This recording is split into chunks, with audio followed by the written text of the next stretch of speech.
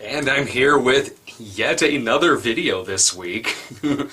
I kind of have been rather busy the past few days. If you haven't seen it yet, yesterday I put up a DVD hell on a male puberty film from 1979. The day before, Cinema Snob episode on Invasion of the Samurai Sluts from Hell.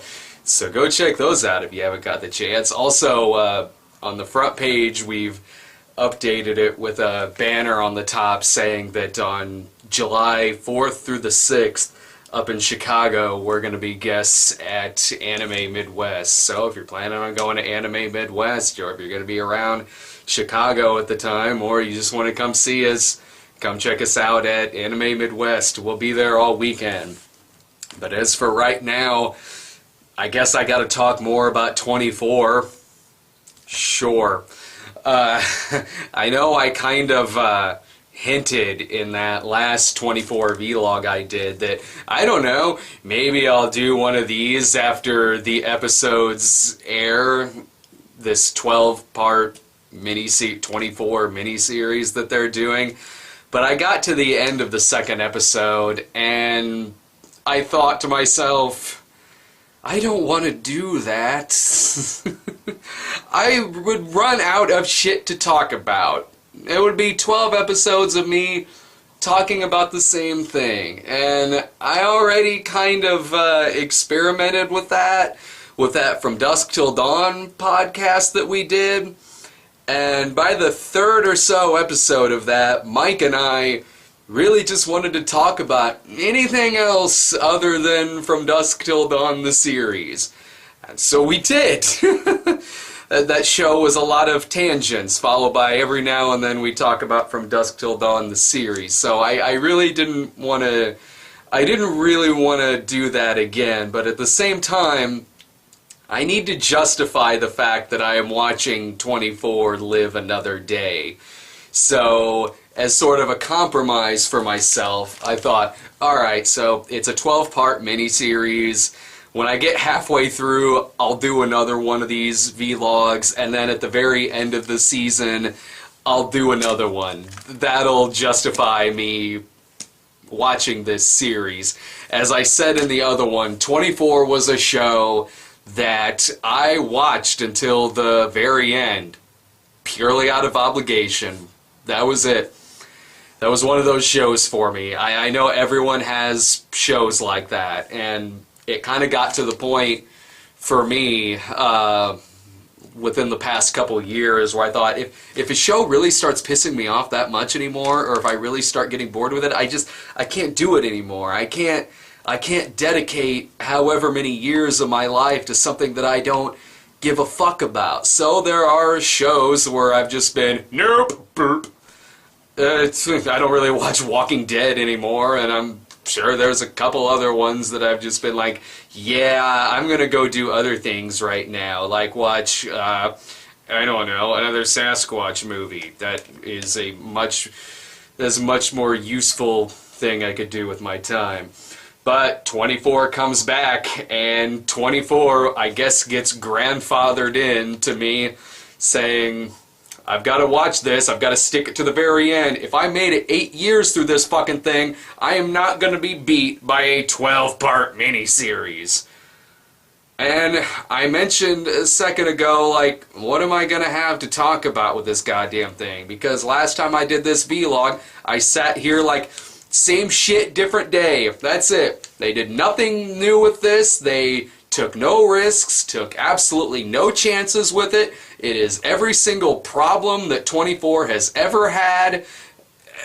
Only this time the gimmick is really old to the point to where sometimes it just feels like you are watching self-parody. You've seen this spoofed so many times throughout its 8-year run, and even the 4 years it was off the air. You've seen 24 and its cheesy melodrama spoofed so many goddamn times that whenever you're watching this miniseries and the same 24 tropes are there, the same 24 cliches, the same hard-ass faux tech dialogue, all of that shit, all of the ticking time bomb things where he's about to press enter on the laptop, but oh no, MI5 walks in at just the wrong millisecond. when all that stuff is happening in this miniseries, you're waiting for a joke to happen. Like, I'm waiting for, like, shenanigans to start happening. I'm waiting for it to just flat out turn into spoof. But no, it's just as shitty as it was the past. Well, maybe not just as shitty, because two things. One, I'm not annoyed by any subplots in it so far. There's no cougar situation or mountain lion or whatever the fuck that was. There's no, awful things with the head of CTU's bipolar daughter. There's none of that. There's no, like, the Katie Sackhoff thing. There's not, they really toned that down. I'll give it that. But here's the thing. They really had a chance to reinvent this show. They really had a chance to bring in a new audience for it. To maybe even bring in a new format, a new style of, well, maybe not style of storytelling, because the gimmick still has to be there, but a new type of story, a new direction that these characters could go in. They don't. They dropped the fucking ball. And shortening it from 24 episodes to 12 episodes is not change. That's just doing the audience a fucking favor. Holy crap, is it ever doing us a fucking favor. The only, like, one of the funniest things I could say about this is that it introduced me to, I think this was happening during the second episode, or at least this is when I noticed it. On Twitter, the Chloe O'Brien Twitter account and the Tony Almeida Twitter account were giving each other shit throughout the whole thing. Like, Tony Almeida saying to Chloe, like, well, welcome to the Dead Family Club. Chloe O'Brien tweeting back, yeah, at least I'm not a traitor to my fucking country. Or something like that. Just trading insults back and forth with each other. That was far, far, far more entertaining than anything that has been in the first 6 episodes of 24. And hell, I kind of feel bad about this. I completely forgot about Chloe O'Brien's family. That's more of a fault of me than it is the show. I just completely forgot, which is weird for me because I thought in the last few seasons that Morris was one of the better characters on the show. I just completely forgot about him. I completely forgot about Chloe O'Brien's family. But they justify Chloe working for this not WikiLeaks thing and looking like Lisbeth Salander by saying that her family was killed. So she becomes network TV, the girl with the dragon tattoo. That's how they explain that. So I don't even know. Where did I even leave off with this? Because it's seriously just been like their terrorists have control over drones. They are going to strike against London unless the president turns himself in. The only person that can save them is Jack Bauer, who no one listens to ever until it's too goddamn late. Same shit, same fucking shit from every single season past. Why even bother bringing this shit back? Except for to give me something to talk about in front of the camera. And even then, I'm running out of shit to fucking talk about. Every single character on this show is just having a fucking pissing contest with each other. That's it. Like, no one really seems to realize that the stakes of a terrorist threatening to blow up London with hijacked drones is a pretty big fucking deal. So when Jack is rogue in the first part of it, he takes some hostages so he can do some shit on the computer. And then Hannah McCabe comes in. I know, like, when I last talked about 24, I mentioned that I didn't really buy her as, like, a field agent on this show, because I'm used to seeing her on Dexter. But I guess she did play a secret agent on Chuck. A couple people in the comments said something about that. I never watched Chuck. If she was good on that, cool. Honestly, she is fine here. It took me a little while to really buy her in this part, and now she's fine. I mean, she's perfectly serviceable. But anyway, as the episodes go on, she starts to believe Jack, as everyone should fucking believe Jack. So she starts believing Jack, and Jack has to buy off some time because he's doing some shit on the computer. So this like SWAT team comes in to take down Jack Bauer, but Jack shoots a lot of them right in the body armor, so it doesn't kill them or hurt them, it just buys him some time. But Hannah, sorry, I'm just going to refer to her as her Dexter character. So Hannah then, she's the one who believes Jack. So she's telling this SWAT leader, like, no, you need to give him to me. Chain of command says, you need to give him to me. He's mine. I'm taking him in. We are going to deal with this. So it's like a pissing match between her and him. But even when Jack Bauer is vindicated, even when everyone proves that he is right, this SWAT commander is like, yeah, but you know what, I guess I just don't fucking like you, lady, so I'm gonna make sure that you're benched and taken off the case. So ahead of not CTU, Benjamin Bratt's like, yeah, sorry, he's filing in a complaint, so I guess I've got to sideline you for this. Good. Oh, good, yeah, just go ahead and sideline her because she fucking emasculated you. I don't know.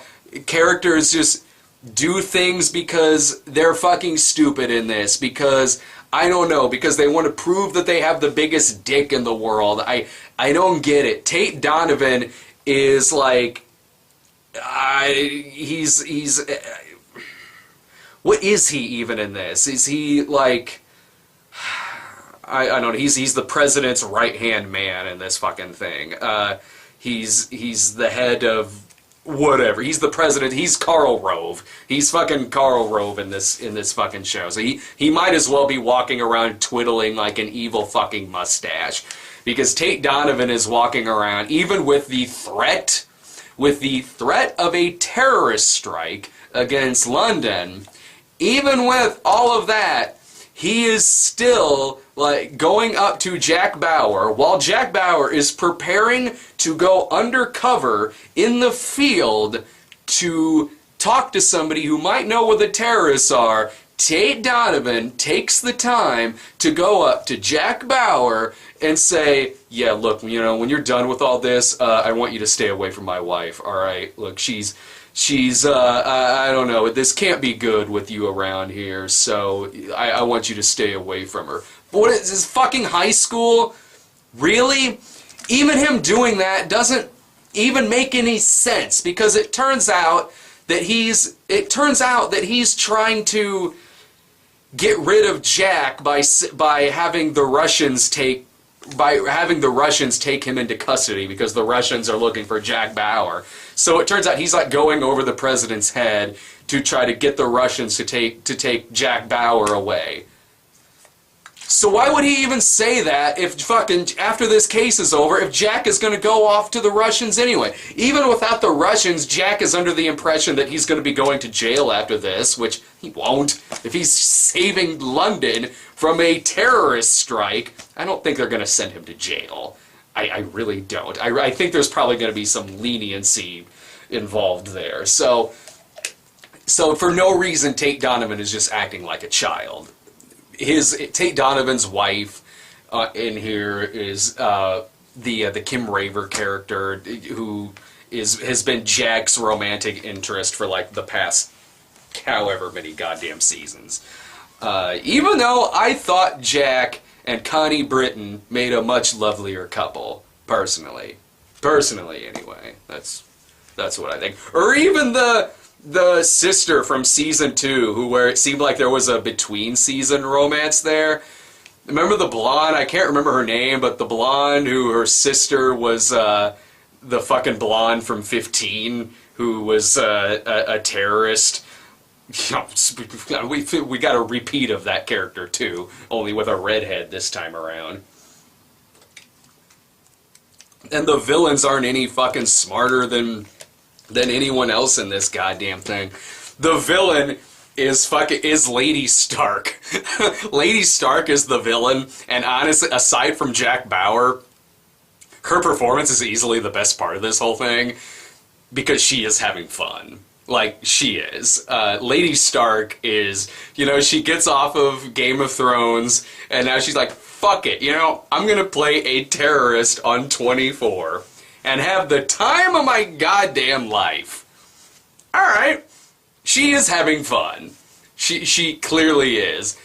She's playing a dumbass, but she is having a lot of fun. But we also have, where do I even start with this whole thing? So basically, Lady Stark, her husband was a terrorist and was killed by a drone strike.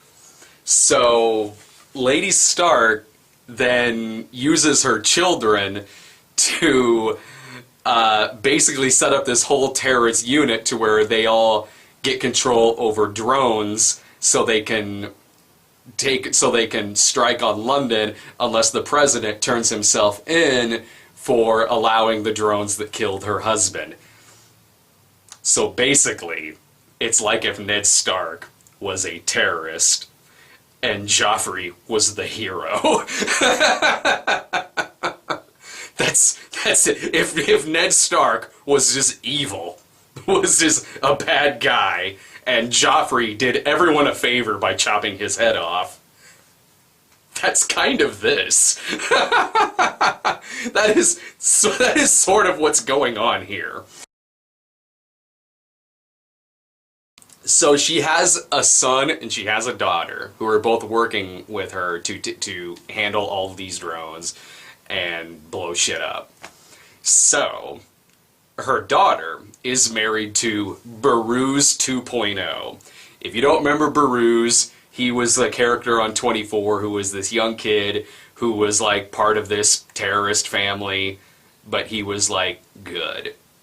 I hope to God I am remembering that right, because it feels like it's been an eternity since I've seen that.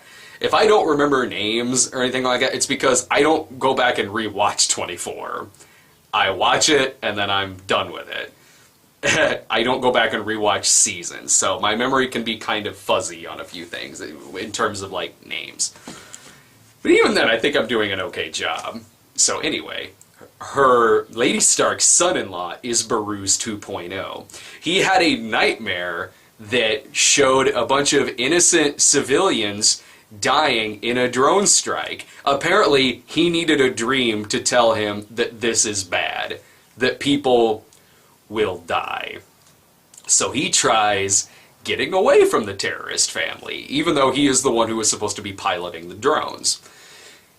Anyway, he tries telling the daughter, like, look, we can get away from all this. This is insane. We're going to kill so many innocent people. A dream told me that. We're going to kill so many innocent people. I don't know. Your mom seems like she's kind of crazy. Maybe you and I should just get out of here. Well, terrorist daughter doesn't go along with this and then tells her mom about it. Tells Lady Stark about this. So Lady Stark gets Baruz 2.0 to go along with the strike by cutting off daughter's finger. So she cuts off daughter's finger, and then Baruz 2.0 is like, whoa, ho, ho! Cutting off terrorist daughter's finger is way worse than civilian casualties. I guess I'll do this. So he goes back to fucking, piloting the drones and shit like that. And then this fucking guy, well, he tries. He tries to make sure that they get caught by not setting the security measures the correct way, so that way not CTU can trace its IP address. And so because of that, you would think that he would sit there at the computer monitoring this the entire time so that nobody is looking over his shoulder, so that nobody is sitting at his computer to double check every step he's done so that they don't find that he is trying to make sure that they don't get caught. Okay. Instead, he gets up and says, yeah, look, I'm going to be back in a couple minutes. I'm just going to go check on my wife, okay? So Baruz 2.0 goes and checks up on the wife. He's like, look, here's what I did. I changed the security measures. That way we'll get caught, and I will tell them I'll tell them that we were taken hostage. I'll tell the authorities we were taken hostage and forced to do this. Everything's gonna be okay. He's telling this to terrorist daughter. Even though it's already been proven that she is more so on her mom's side, you gotta figure that a severed finger will probably not talk this terrorist daughter into still taking the side of Baruz 2.0. But anyway, while Baruz 2.0 is gone, the son, terrorist son, was manning Baruz 2.0's station. So Baruz 2.0 comes back, and mom is like, we found out what you did. The authorities are so not coming. You done fucked up for the last time. So then they pull a fucking gun on him. The kid's like, no, don't do this. My wife would not want you to do this. Shoot me. My wife would not want you to shoot me point blank in the head. And then terrorist daughter is up there. Lady Stark is like, really? Do you not want this? And daughter is like, Daughter's just kind of standing there. She's just like, whatever. And so Baruz 2.0, boom, shot right in the fucking head. So he's an idiot. Long story short, he's an idiot. But Lady Stark and terrorist daughter aren't that much fucking smarter. These are really stupid people. Because here's what happens in the next episode. Alright, this is fantastic. Baruz 2.0, his fucking phone starts ringing. It goes to voicemail.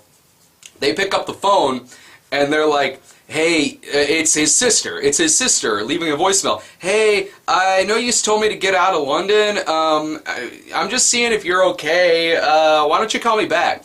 So Lady Stark is like, oh no, what if he told her about our plan? What if he told her that we're responsible? What if he gave her information? Which, okay, if Baruz 2.0 told this sister everything that he knew, you would think that the voicemail would be a lot more frantic than just, hey, yeah, call me back.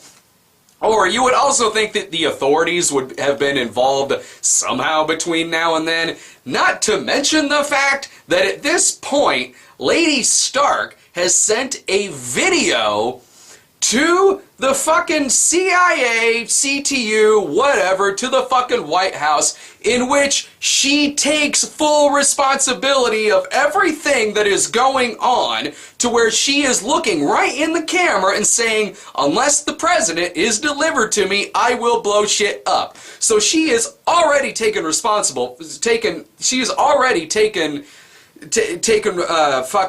she's already said that she is the one who is involved in all of this. So what does it fucking matter what this fucking sister said? Also, if she has taken blame for everything that is going on, I don't really know why they had to frame this other guy who in the first episode was piloting one of the drones, and then it hit this tank in this military base, so they kind of blamed this other guy for doing this. I don't know, that just seemed like a really horrible practical joke on their part. Like, okay, that bought them like an hour of nothing, because no one really knows where they are, so what was the point of that?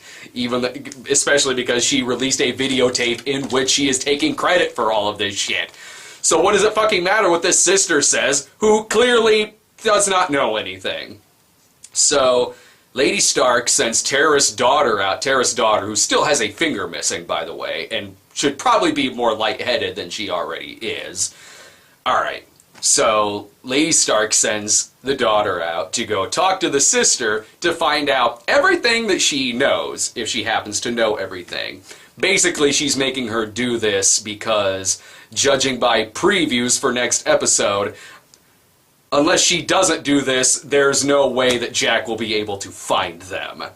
So she needs to do something stupid so Jack will end up finding them. That's it. That's the only reason why she would possibly do something this dumb. So she sends terrorist daughter out, even though there's many people she could probably send out to do this. She sends terrorist daughter out to go talk to the sister. So she does, and they're out like eating ice cream and shit. Like the sister and the sister's daughter. They're out like eating ice cream. They're perfectly fine. If they knew that a terrorist attack was about to happen, they so would not be like this. Alright. So then, terrorist daughter calls Lady Stark and says, yeah, like, she doesn't know anything, so I guess I can come home now. Lady Stark is like, just kill her, you know, just to make sure. Why? No reason. None. She's gonna be dead anyway if she stays in London. What's it fucking matter?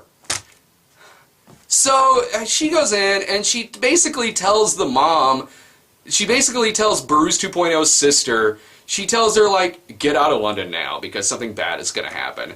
And then, I don't know, Bruce 2.0's sister starts acting like a lunatic and just starts running around all frantic to where she ends up getting stabbed.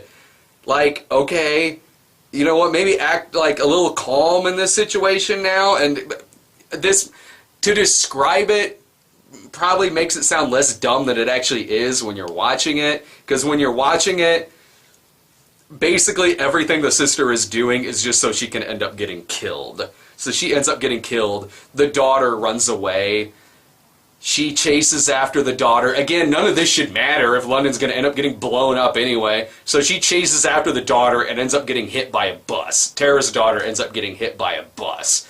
That way, in the next episode, Jack can find her, and eventually that'll lead to Lady Stark. This is a whole series of people doing really, really dumbass, unnecessary shit just so they could end up getting caught. Just to give the writers of this show an easy in to where they will end up fucking getting caught.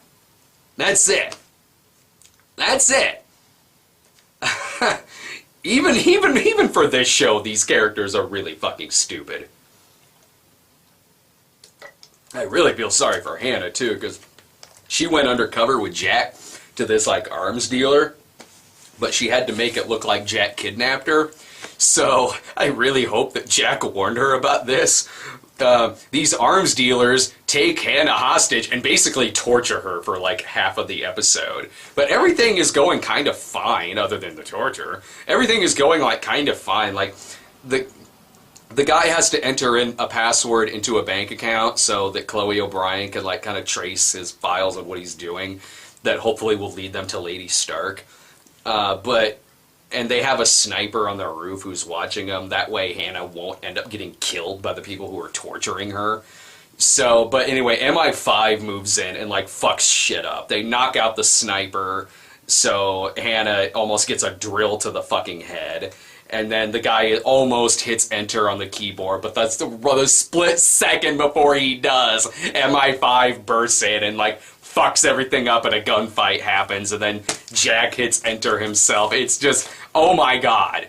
The best thing I can say about the British in this is that the Prime Minister is played by Stephen Fry, who kind of has a permanent, like, smirk on his face through a lot of it, as if to say, yeah, I know that this is bullshit. I know that this is a load of fucking bollocks, but whatever. I'm like Lady Stark. I'm having a good fucking time in this. And God love them. God love them. If they're having a good time in this, right on, you know, because Lady Stark is clearly having a good time in this. She really is. I'm sure Kiefer Sutherland is too, but boy oh boy, the writing fucking sucks. Boy oh boy, is this utterly goddamn pointless. But even in like the worst seasons of 24, something would happen in like the second half of the season that would make me kind of interested in where it was going. Like President Logan would show up, or, you know, a recurring character would show back up and then become a bad guy, and then, I don't know, Jack would torture someone with a cigar clip. I don't know, something cool would kind of happen that would keep my interest in the second half. So, who knows, maybe in the second half of this, something will happen that will totally redeem itself. I have no idea what that'll be. I don't. The previews seem to show London blowing up, so I don't know if that actually happens or if that's just something made for the show. But if that happens, they suck at their job. That's like when Valencia got blown up in season 6. In season 6 of the show, which really kind of sidestepped the country reeling from a nuclear strike. They just kind of, it's nothing, whatever. They treated that the same way they would if, like, I don't know, just a house blew up. But even But Jack Bauer is still a really good character. Kiefer Sutherland is really good. Kiefer Sutherland, like, Jack Bauer is basically like, this analogy only works if you like peanut butter. Jack Bauer is like delicious peanut butter on a shit sandwich. Yeah, the peanut butter is awesome. It's totally delicious. You love peanut butter. Everybody loves peanut butter. But no one likes shit. No one likes a shit sandwich. So here we have this perfectly good peanut butter that's going to waste on this pile of dog shit between two pieces of bread. That sucks. I'd rather have it on some fucking jelly. And yeah, in the first half of this season, there are moments where he does something cool. When Jack Bauer is fucking threatening people, he does something cool. And again, people just need to listen to Jack. Because when Jack is talking to the president, Jack just straight up says, like, look, here's what you need to do. You need to put me undercover. I know a guy who can probably lead us to Lady Stark, so give me everything I need, and I will make sure everyone is fucking safe. And the president's like, I don't want to do that, Jack. Look, why don't you just tell us everything you know, and we can handle it ourselves. Jack is like, no. So the president's like, all right, well, you think about that, Jack. President gets up and walks away, and, dude, terrorists are about to fucking blow up London with fucking drones. Maybe, like every other character in this, maybe save the pissing contest for later. There also seems to be another subplot about Hannah's ex-husband who turned out to be like a terrorist or something, but then it turns out that Benjamin Bratt probably had something to do with that, so it looks like he's kind of might turn out to be a bad guy. I don't know. That character is as two-dimensional as you could possibly fucking get. He's just there to bark out orders and just explain to us stuff we already know. That's what a lot of this show is. It just explains to us, it keeps explaining to us what is happening, to the point to where several characters keep saying phrases like, so what you're telling me is, you know, lines like that. That's right up there with, as you know, you know. There's a lot of that. There's a lot of that in this show. So what you're telling me, Jack, is I need to... But, yeah, like, Jack... So, stop with your pissing contest. Let Jack do his fucking... Eventually they let Jack do his thing. Jack is like, alright, I need Hannah to go with me. Hannah is going with me on this undercover mission, alright? You get Hannah McCabe, she's fucking coming with me, alright? Benjamin Bratt's like, we can't do this because this, she fucking made this SWAT team leader feel like he has a tiny dick, so we're benching her. Jack's like, what? No, I want her. And then the president, this is kind of a cool line, the president's like, hey, Jack needs her, Jack wants her, Jack gets her, alright? Good. Everyone should be thinking like that. Everyone should just get Jack what he fucking wants. Just get Jack what he fucking wants, and the world will be a safer place for it. Seriously. But there is still some cool Jack stuff that happens in it. Yeah, I'll totally admit that, like, as annoyed as I get at a lot of stuff on this, Jack will still do something cool that'll make me go, huh, right on. At one point, Jack has to sneak into Parliament. And so there's a bunch of protesters out there protesting drones. So Jack has this forged ID to get him inside, and that was put in place by the not WikiLeaks people. Well, Michael Wincott, who, shocker, did something to fuck with Jack, Michael Wincott changes the security code on it to where they know that it's a forged security code. And even when he did that, no one else is kind of like, okay, well, we need to not be talking to Michael Wincott right now. Everyone's like, well, that was an asshole thing you did. Let's keep working with you. Even when the WikiLeaks people go away, Chloe says to Michael Wincott, like, I really need you for this. And I'm like, why? He's already proven that he could fuck you over. And he's played by Michael Wincott. He will keep fucking you over. So anyway, Michael Wincott changes the security code on it. And the security people are like, you need to stay here. They say that to Jack. And Jack just kind of walks away. and then he like fucking elbow checks one of the guards, takes his gun, hides the gun under his jacket, and then he just fucking shoots a couple of the protesters like in the leg. Just shoots a couple of them right in the leg and just goes, "Oh my god, they're shooting at us! Help!